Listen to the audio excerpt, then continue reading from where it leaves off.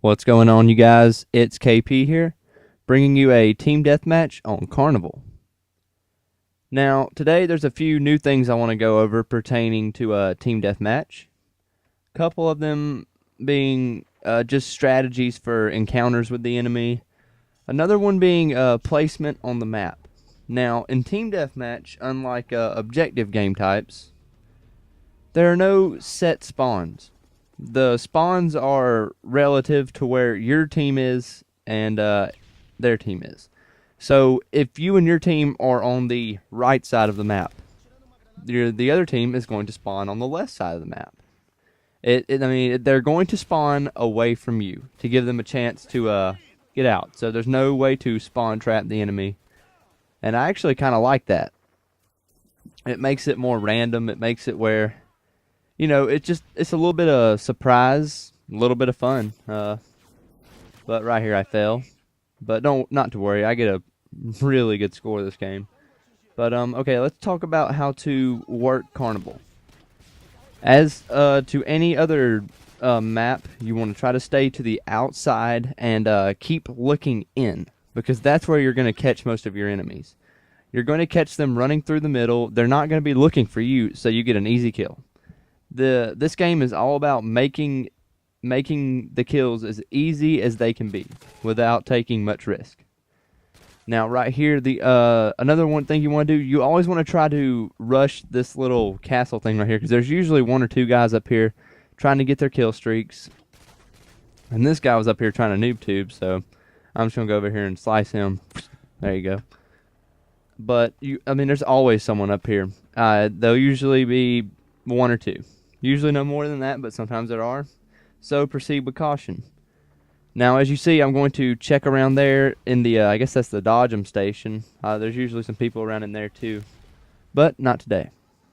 Going to come out here. I'm just kind of being cautious right now because I'm on a 3-kill streak, and we all have that habit of when we get on a kill streak, we just kind of, you know, don't want to take any risks. We want to go ahead and get our air support up and get some amazing kills.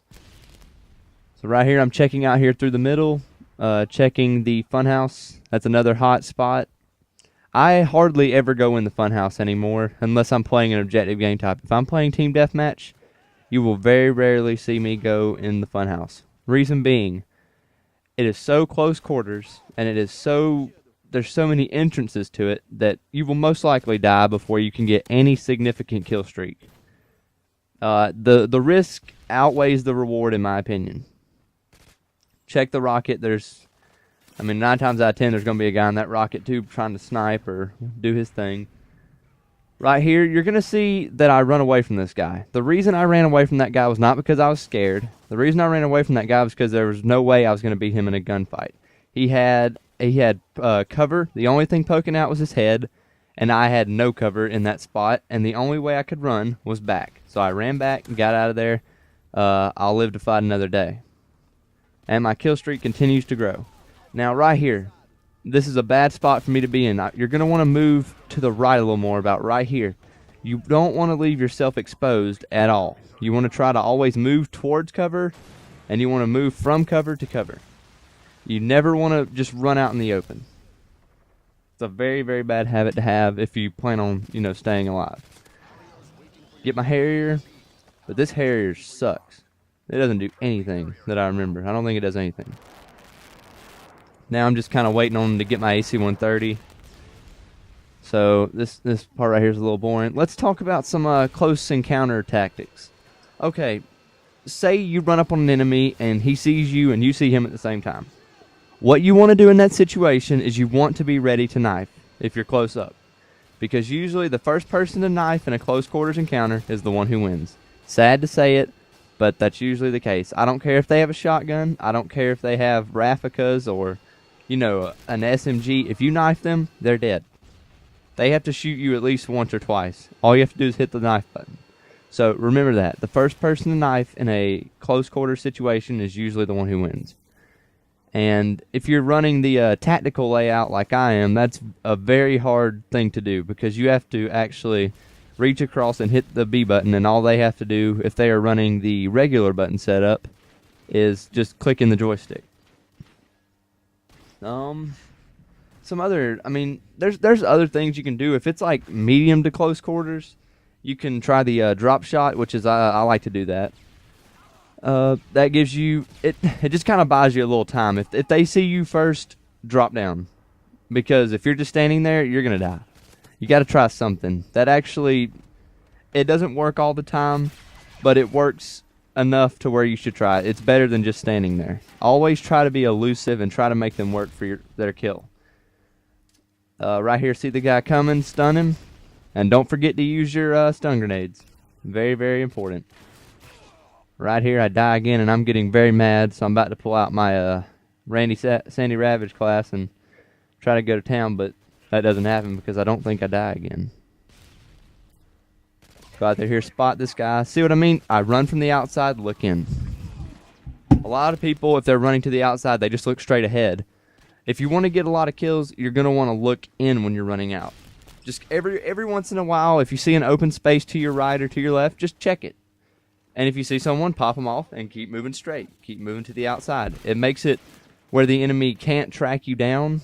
It makes it where you have easy kills. And usually on the outside, there's cover. Unless it's a map like Wasteland or something of that nature. But we'll get into that later. I hate Wasteland. Come around here. This guy's a Claymore that fails. Pop him off.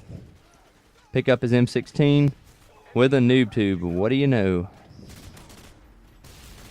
Oh, look at that. Everyone in this game was noob tubing. I don't get it. How is noob tubing fun? Whatever.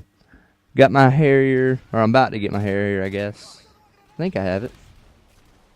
No, not yet. Going around here. See, I'm sticking to the outside, and I'm also sticking to that wall because I have a little bit of cover. See, this is a bad spot for me to be in right here. I should not have stayed there. Now I run to cover once I get my Harrier. They have a counter UAV up, but I'm just going to throw it down in a random place because I only need 4 kills for my AC-130. And remember what I talked about in the first Team Deathmatch video. It's not about your KD, it's about your spread. And I get a very, very nice spread this game. I don't know how I didn't die right here. I was just I was stuck between a rock and a hard place. I couldn't really move, so I just kind of... It's kind of blind luck that I get this AC-130, to tell you the truth. They could have easily chucked a nade over here and I would have been gone. I'm gonna take a risky move here. I'm gonna run to the right. But I think the sentry gun was down at this point anyway. That's still a risky move though. So whenever you move from cover to cover, move fast. Get my AC-130, get a couple kills, and what do you know, the game's over before I can actually do some real damage. Final score, 24-3. And that is how to approach Carnival. Stay on the outside and look in. And never go in the funhouse. Hope you guys enjoyed, and I'll try to get the next video out soon. Peace.